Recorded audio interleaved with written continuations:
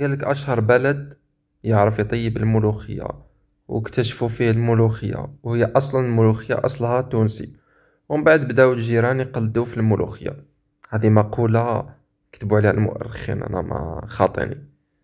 المهم جبنا لكم هذه الملوخية التونسية، السعر تاعها واحد 10,000 ولا 12,000 بدراهمنا، دير دينار وشوية صرف.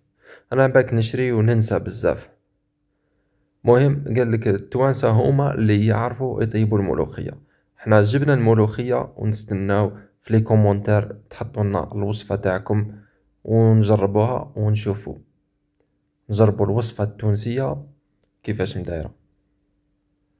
ما تنساوش خليونا كيفاش نتوما التوانسة كيفاش طيبوا الملوخية، والجزائريين كيفاش يطيبوا الملوخية، والليبيين كيفاش يطيبوها، والمصريين كيفاش يطيبوها.